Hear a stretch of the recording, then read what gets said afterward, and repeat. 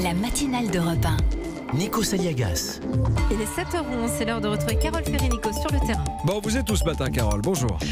Bonjour Nikos, bonjour à tous. Je suis à l'hôtel Drouot. Vous savez, le fameux hôtel de vente parisien. J'adore. Salle numéro 14, car c'est là qu'a lieu dimanche la vente aux enchères d'une partie de la discothèque d'Europe 1. Environ 3500 vinyles.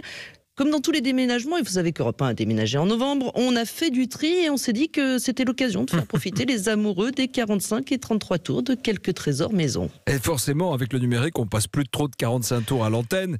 Et en plus, ils sont en bon état, hein, ils sont pas rayés. C'est un ça, tort d'ailleurs, parce qu'il y a un Pas tous. son, il y a une âme, ça a un Bien charme, sûr. le vinyle. Exactement.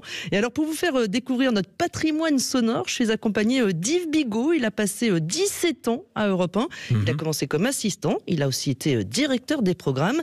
Il était l'un des rares à avoir les clés de cette discothèque. Alors s'en souvient-il encore? Eh bien je lui ai proposé un petit blind test. Au platine, le responsable de la vente, Arthur Perrault.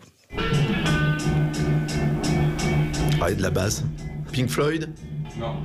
Ah oui, les Cure, évidemment. Ouais, ben, c'est logique. Donc la pulsation Pink Floyd du début, ouais. Même, Et du coup, c'est une pochette qui est assez recherchée parce que c'était une pochette unique à la France. Ouais. Donc elle est assez exceptionnelle, oui, pour les amateurs des Cure.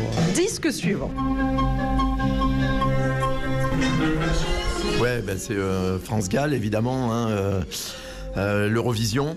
Elle vivait avec Claude François, qui lui a fait un scandale le soir de sa victoire, parce qu'il était jaloux qu'elle ait un succès faramineux comme ça, et qu'en plus, ça soit avec une chanson de Gainsbourg et pas avec une chanson de lui. On aurait envie d'un blind test pendant des heures. Il y en a ça. d'autres, des pépites comme ça, Carole? Pas mal, oui. Hein. Vous avez aussi un 45 tours du camionneur rêveur de Renault. Édité spécialement pour la Croix-Rouge en 1987, du Marianne Faithfull avec chansons et pochettes en français. Alors le disque le plus remarquable, je vous laisse deviner, Nikos. Bruce, The Boss, Bruce Springsteen. Exactement, Magnifique. bravo. Alors c'est la pépite de cette discothèque parce que le Badlands de Bruce Springsteen a été pressé en très très peu d'exemplaires. On sait qu'il en existe actuellement entre 300 et 500 exemplaires. Donc c'est extrêmement rare.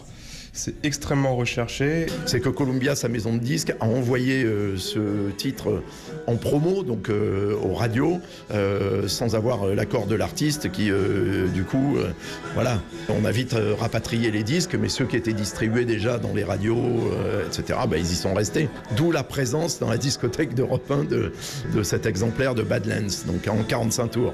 45 tours rares, ça vaut combien un disque comme celui-ci, Carole? Alors celui-ci devrait partir à 700 € minimum, hein, ça pourrait aller bien au-delà, mais on va dire qu'en moyenne, ces disques, ils devraient partir autour de 100 à 200 €. Attention sur le Springsteen, Jean-Philippe Ballas est déjà sur le coup. Et tous ces vinyles Europe 1, vous pouvez les voir aujourd'hui et demain de 11h à 19h à l'hôtel Drouot avant la vente qui aura lieu ce dimanche à 14h. On y sera. Merci Carole Ferry.